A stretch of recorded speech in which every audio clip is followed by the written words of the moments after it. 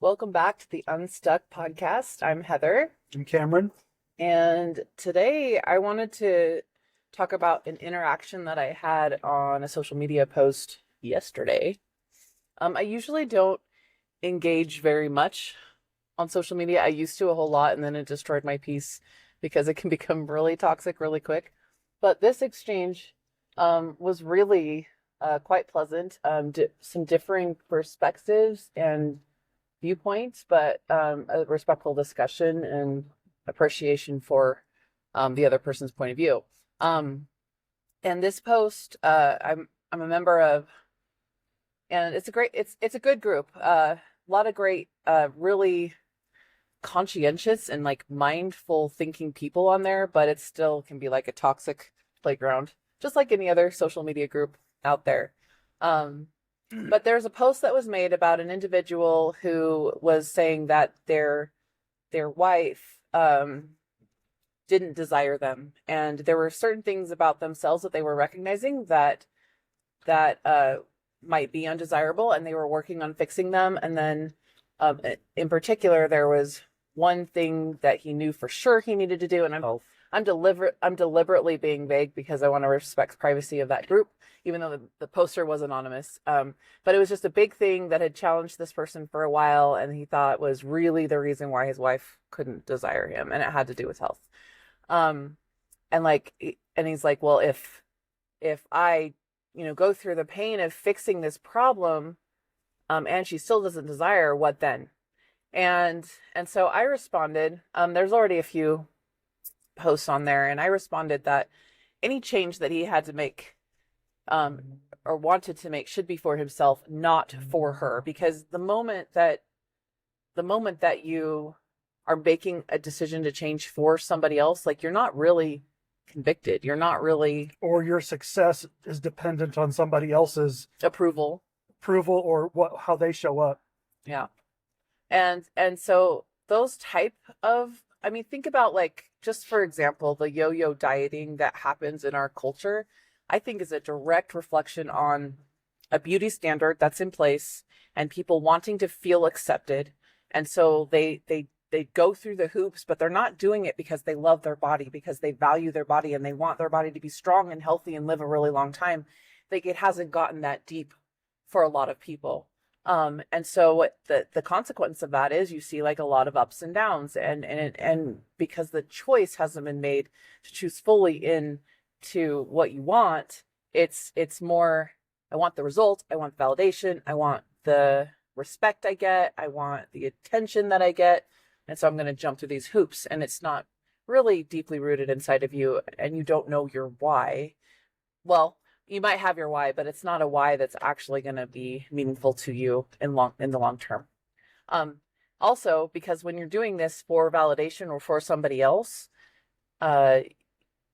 you're constantly seeking that approval, and when it doesn't come, like, you get your goal and you still don't feel those things, like, you kind of give up on yourself because you didn't get the result that you really wanted, because we can't control how people treat us or think about us or respond to us or feel. And really, truthfully, most of the time, other people around us don't care that much about what we're doing.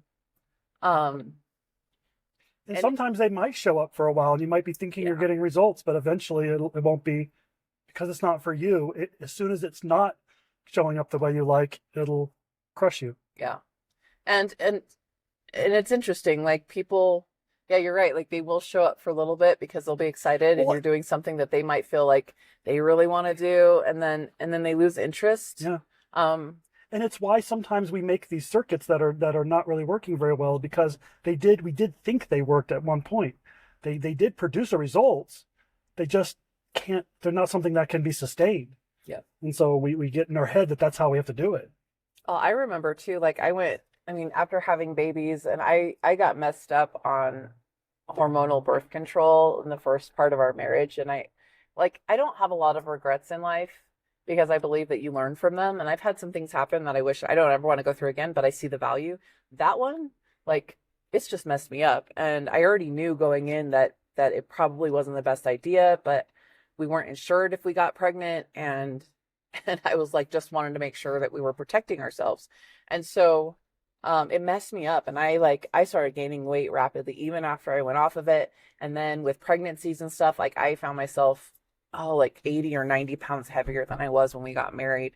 And I was like really depressed and upset about it. And I remember a lot of attention coming my way as I dropped the weight. But it got to the point too where I was kind of every time someone said something, I was really tired of being noticed for that.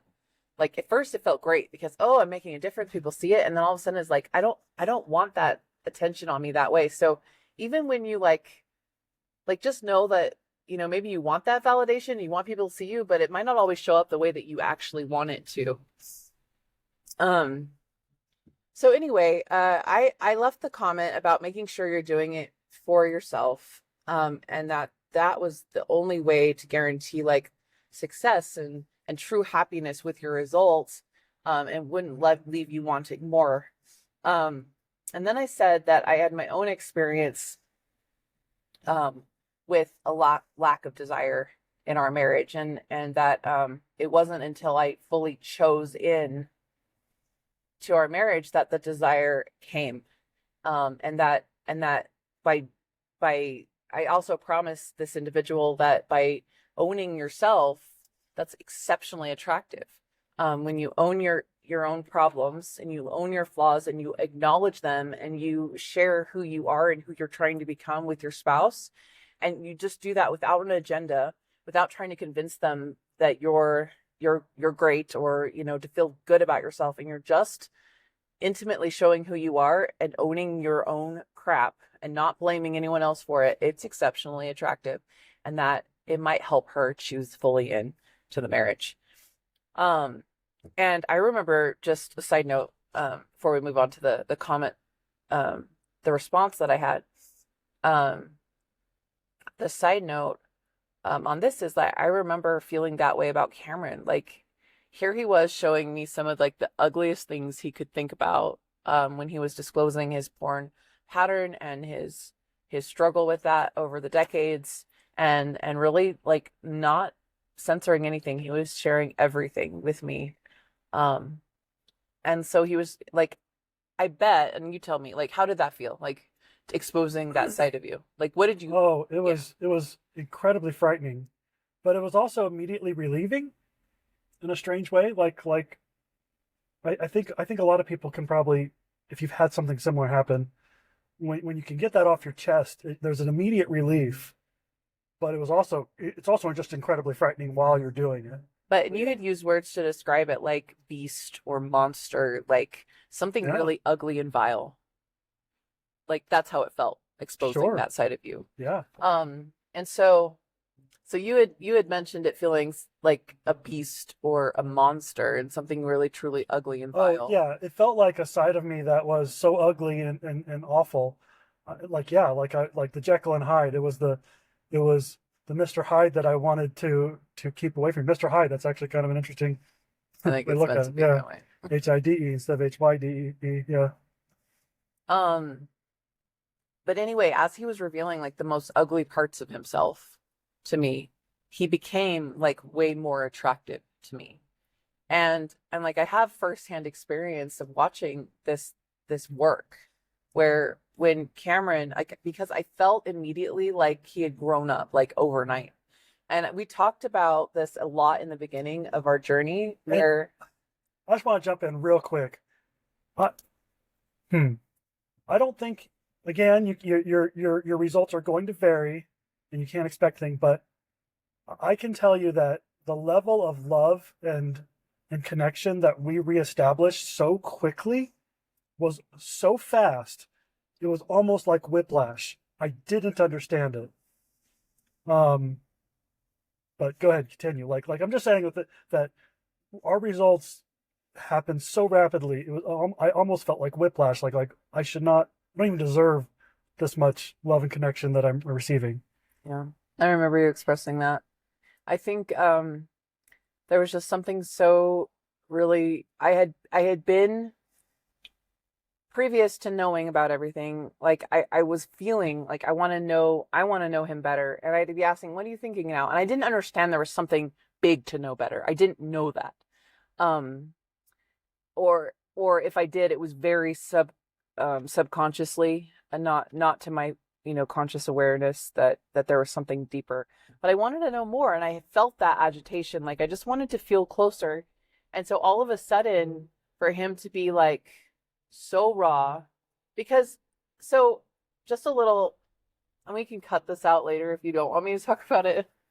But in like I remember him telling me stories on his mission with elders who had done things or were doing things that were wrong, and he like was really guarded with these stories, and I didn't understand why. I'm like these, I don't know them, number one. I don't even know that you're friends on social media with them. Like I have no idea who they are. It's just a name to me.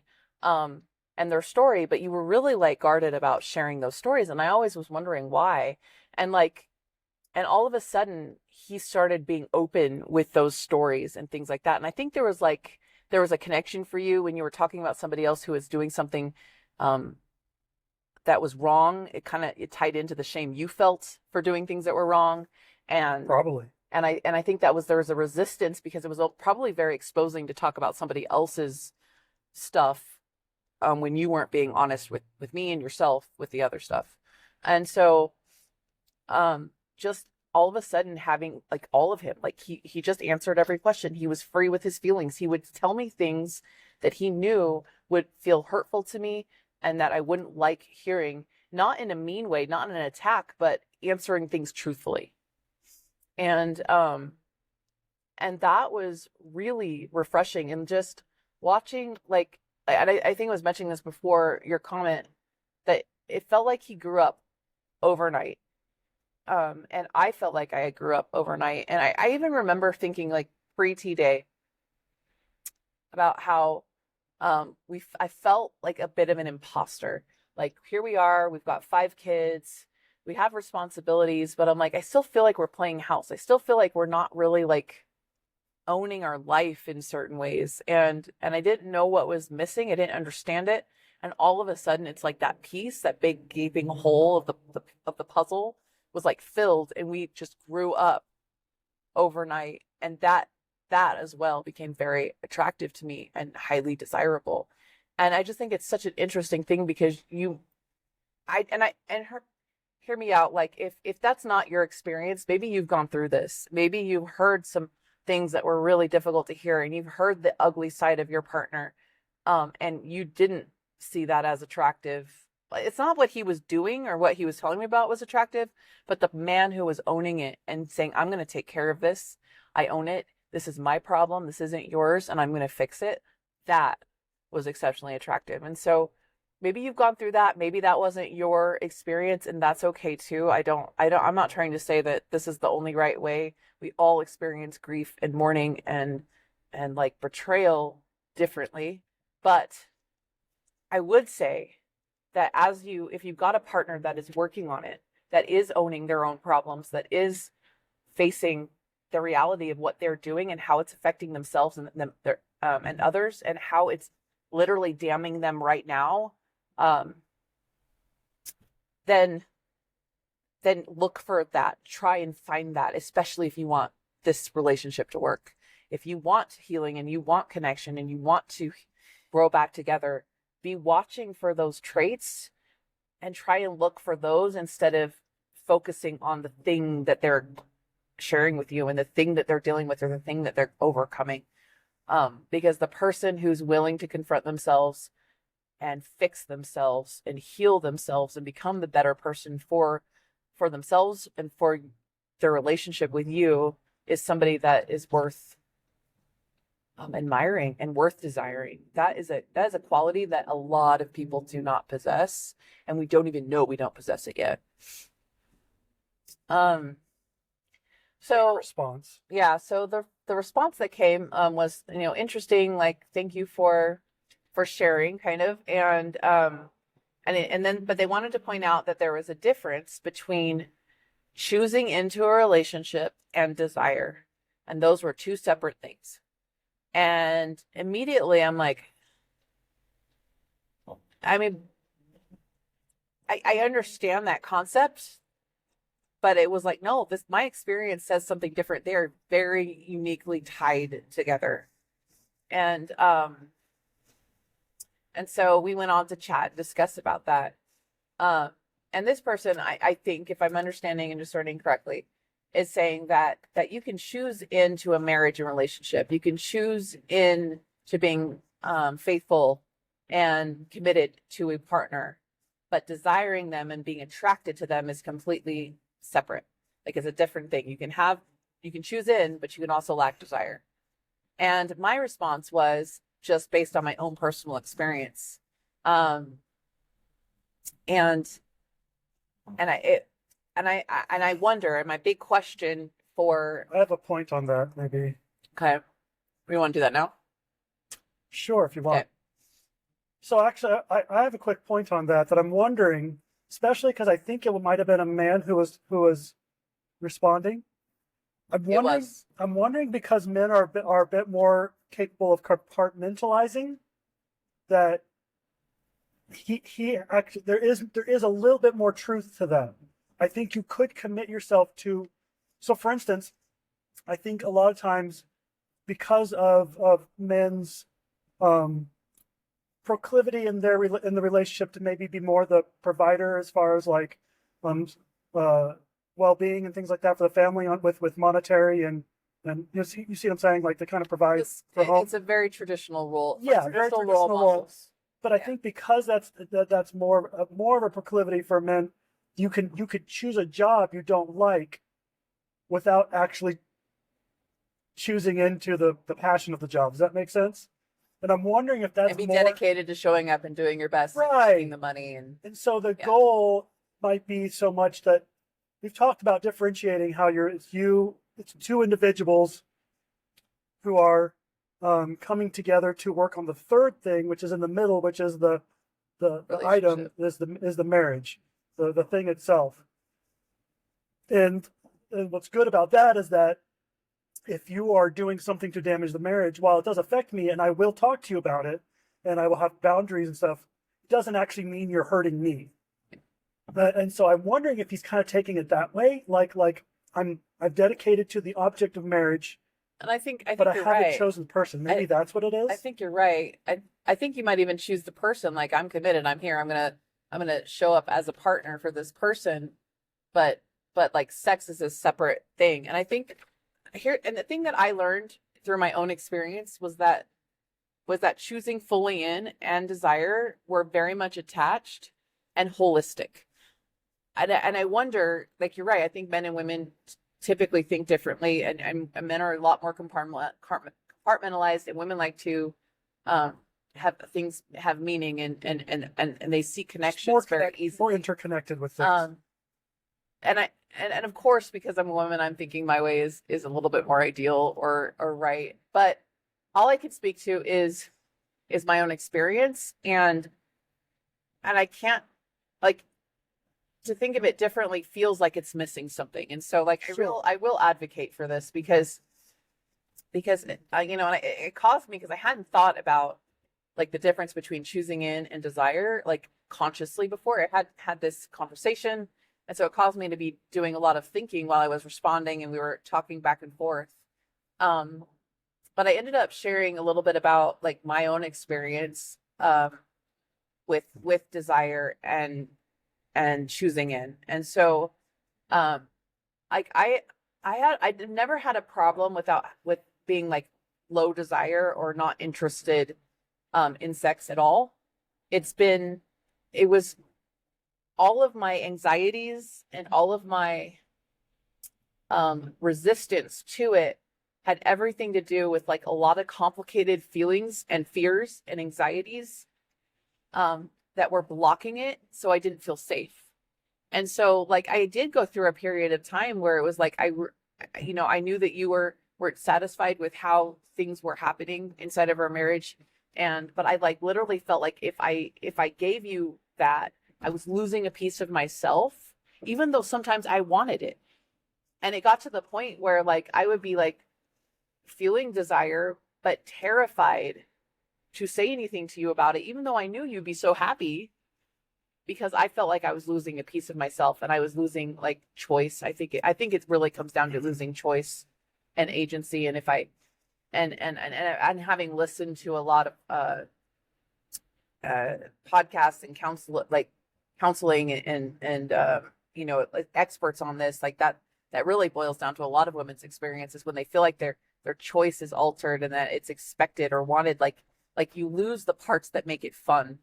And so even when there's like actual physiological chemical things happening that help you be interested in it, like those other aspects really like just put the brakes on completely. Yeah. But what I noticed was when I had that wake up call, when that, the morning I found the pornographic image on his phone. And then it was disclosed later, everything that he had been going through and the things he had been doing behind my back.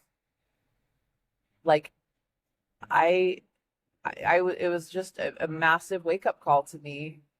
And I realized that I didn't want to lose this. Was certainly not happy about the things that had happened. And I had a lot of feelings, like there was disappointment, there was hurt, anger, disbelief. Disbelief was a big one.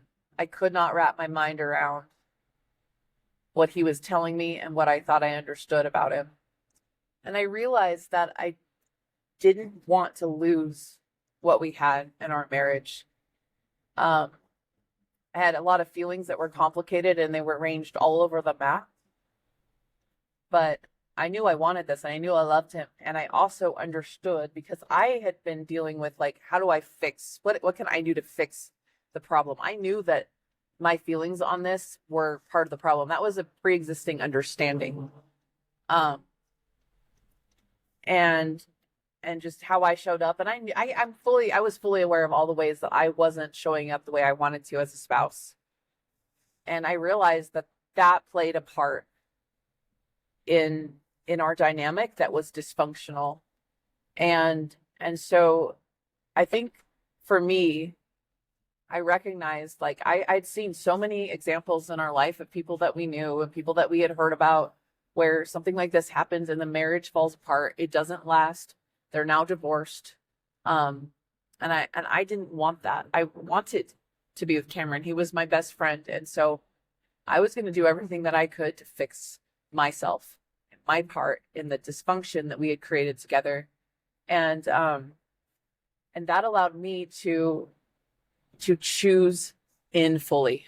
I hadn't done it before. I had spent too many times protecting myself above thinking of him, because I had insecurities, because I didn't like myself, because I didn't want to own which is my own ironically choices. exactly what I was doing too. We were both hiding. We were both hiding and not self-confronting who we really were, and deciding to really like show up and choose in. And I think that's why it felt in the beginning like we had grown up so rapidly, so quickly, because it was like, bam, this is it. Like sometimes like those wake up calls are painful and they suck, and I don't want another one. I want to like, I'm like actively now searching, like, how do we preempt? I don't want another one. But I will forever be grateful for it, because we were not headed down a path that was going to lead where we actually wanted to go. And we were both searching for the answers in all the wrong places. And God said, okay, I know what your hearts are. I know what you want. So we were talking about this with our therapist in the beginning, because we were wanting, we were just talking about our past and wanting to, what was leading up to everything, and we were praying for opportunities for change and growth, because we were wanting to up level, like we felt stuck. And I know you knew about the porn as something keeping you stuck, but then we also felt stuck in other areas. But I don't think you understood how much it was infiltrating everything and how that was like a key to unlocking things for us. But so we were talking to him about all the things that we were praying for, and like changes that we were making and things that we were doing to better ourselves and our lives and our future. And then he's like, well, so you mean you prayed for this to happen? And I'm like, I guess we did. And I don't think you would have been praying as hard if you understood. Nope. Actually, in hindsight, you would have, because you In know hindsight, definitely. where it ended up. But it's not what you were praying for specific. Like, you definitely weren't wanting the opportunity to talk about it till you could resolve it. No. But this slap in the face, this wake up call, really like opened doors for us and was such a blessing in disguise. And I don't want to live through it again at all, like, ever. But sometimes I think about where we might have been without it, like, all this time later, doing the same old thing and him stuck in the same ways. And when would it have ever ended? What would have ended up happening? Would it have gotten worse? Who knows? And just so grateful for the opportunity to confront and to grow up and to choose into our lives. And by choosing in, I talked also about, choosing into the marriage, but also choosing myself. And I think that helped me. Like, I am still choosing into myself, and I still have like leaps and bounds to go in terms of growing and being who I want to be, and self-confronting and being honest with myself.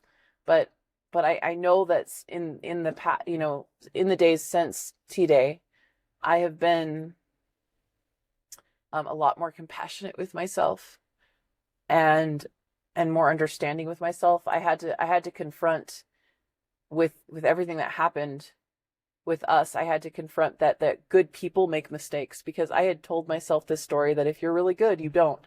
And because I had been raised with morals and standards and an understanding, I had the right answers. So there is no excuse for me to make mistakes. Other people can make mistakes when they don't have those answers, but not me.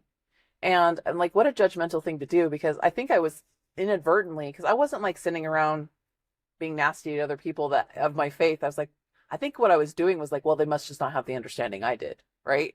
And elevating myself in a way. And when I realized I was doing that, I'm like, oh, that is really nasty. Don't you hate that?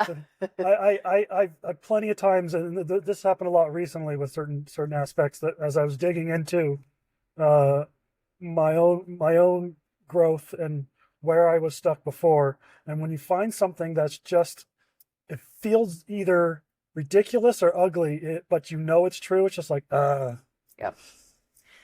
But we don't, like, we have to self-confront those things. And by doing that, I was able to have more compassion for myself. I wasn't allowing Jesus Christ to love me and to support me and to make up the difference, because I believed that, because I knew I needed to make up the difference. Yeah.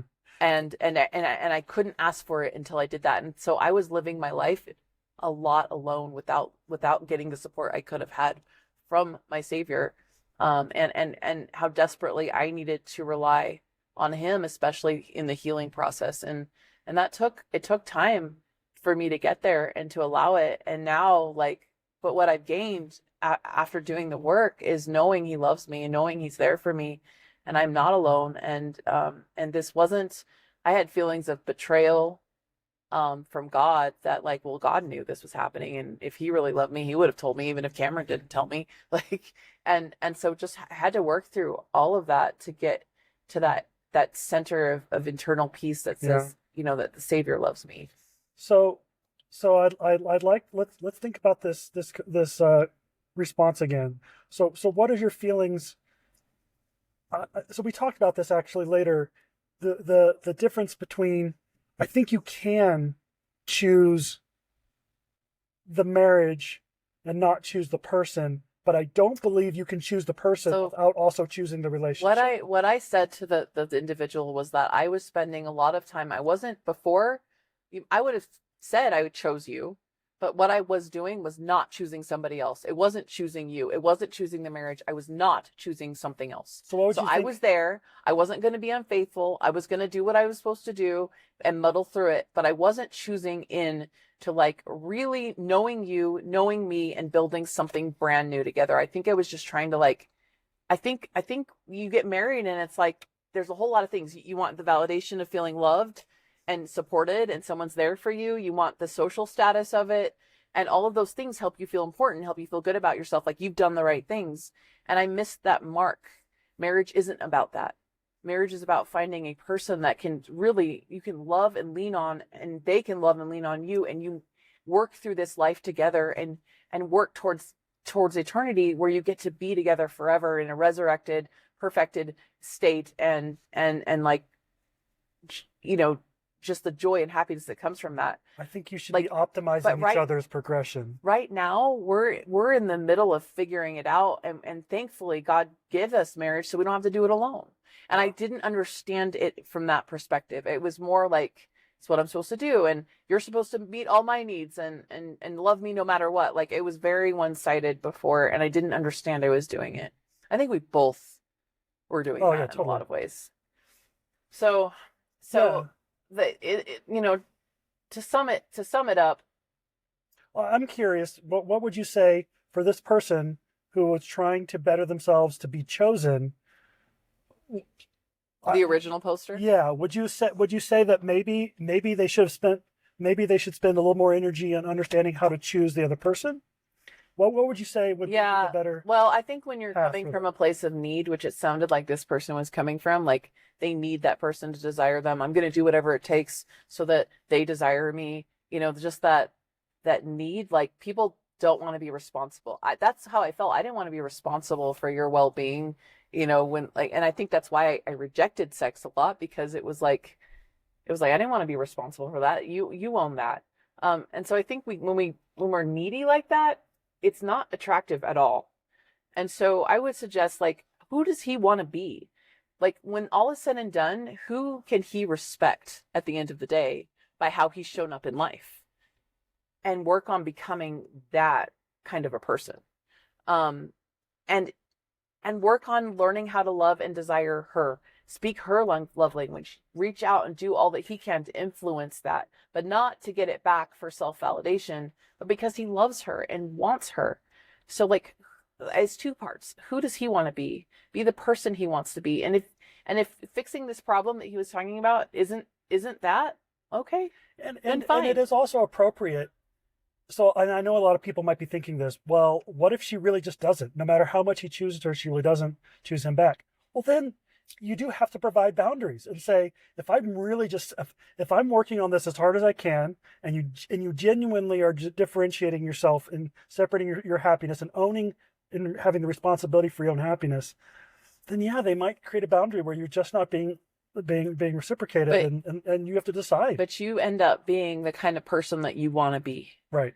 And you're not a victim anymore. Correct. You're not that way because someone else did something.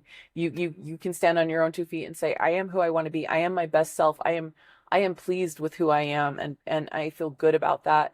And if the person that I'm currently with is in a different place altogether, and this is sensitive. I don't ever want to imply that anybody should leave somebody because they're at different odds, because that is a conversation between two of you and God.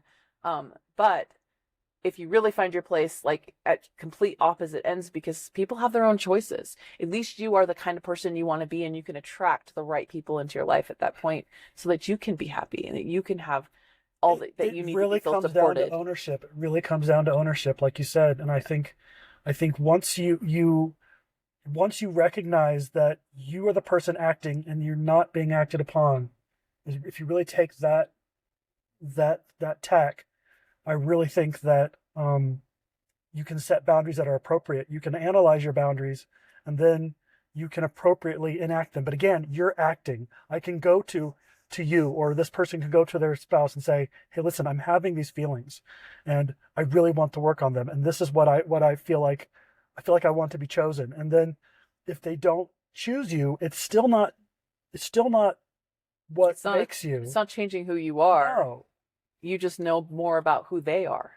Right. And you know, and it could be anywhere from being patient because you know that they're just working on stuff, because we're all working on stuff. No one's where they're at. No one's exactly where they're supposed to be at. We're always going to be moving towards something. And so it could look like patience. It could look like this isn't the right place to be anymore. But at least you are who you want to be. And I think that's the key. Who do you want to be? Who can you be confident in and be, like, at the end of the day, you know, you're in integrity with yourself. Yeah. So thanks for tuning in today. Don't forget to like and subscribe to our channel. We're on all major podcast platforms, also here on YouTube. And we have a form in the description below that allows you to ask anonymous questions. So if you have any questions for us, please reach out. We're happy to share our experiences and in hopes that it might help you on your journey. All right. Thanks, everyone. Have a great day, and we'll see you next time. Bye.